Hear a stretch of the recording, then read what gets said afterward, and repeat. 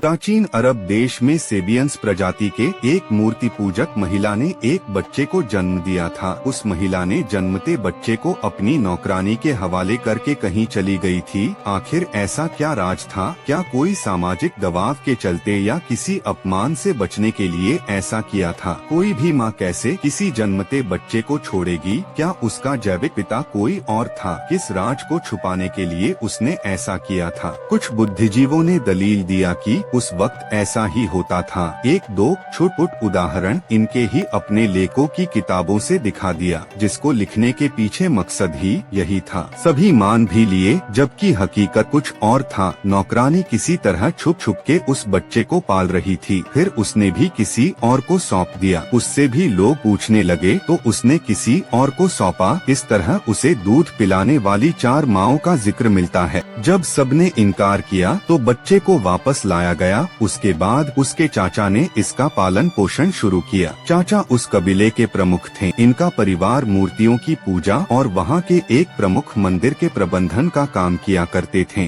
परंतु इसको अपने माता पिता और मूर्तियों से सख्त नफरत सी हो गई थी, क्योंकि खुद वो जन्म से ही नफरत का शिकार था। सबसे नफरत था, पर चाचा को बहुत मानता था, जो 3 देवियों के साथ साथ शंकर भगवान को भी पूजते थे और उनकी कविताएं भी लिखा करते थे, जो आज भी संग्रहालय में सुरक्षित है। थोड़ा समझिए, इसके चाचा की शादी और इसके पिता की शादी एक परिवार के 2 अलग अलग लड़कियों से एक ही दिन हुई थी। इधर इसके पिता की मृत्यु व्यापार के दौरान 6 महीने में ही हो गई थी। दूसरी तरफ इसके चाचा का लड़का इससे लगभग 2 साल से ज्यादा ही बड़ा था। इसका जन्म 2 साल बाद कैसे हुआ, जबकि इसके पिता पहले ही गुजर चुके थे? तो इसका पिता कौन? क्या इसी वजह से इसकी माँ ने इसे दूर किया था? जी हाँ, कितने विद्वानों ने इसकी माँ की प्रेगनेंसी का समय 1.5 साल तो किसी ने 2 साल भी बताया है। अरब के लोग भी 3 देवियों और मूर्तियों की ही पूजा करते थे। जहाँ एक विशाल मंदिर था, जहाँ 100 से भी ज्यादा मूर्तियाँ थीं।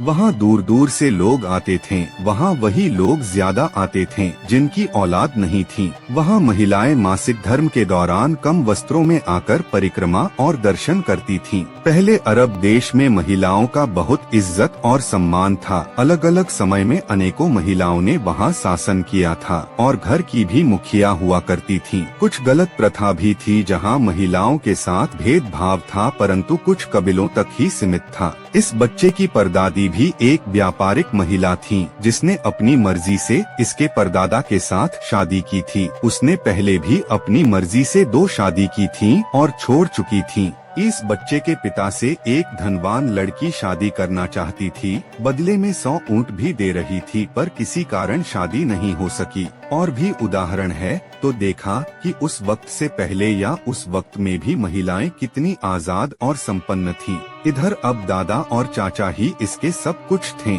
चाचा इसे अपने बच्चों के साथ बैठाकर पढ़ाते और दुनियादारी सिखाते थे, पर यह शुरू से अकेलापन महसूस किया था। इसी वजह से शायद जिन-जिनात का भी छाया पड़ा होगा, जिसके चलते बचपन से ही इसको मिर्गी जैसा दौरा पड़ा करता था। एक और कमी के साथ पैदा हुआ था, इसका पुरुष अंग पूरी तरह से विकसित नहीं था। इन्हीं सब कारणों की वजह से इसको माता पिता, मूर्ति, देवी देवता, समाज या यूं कहे तो हर किसी से नफरत थी।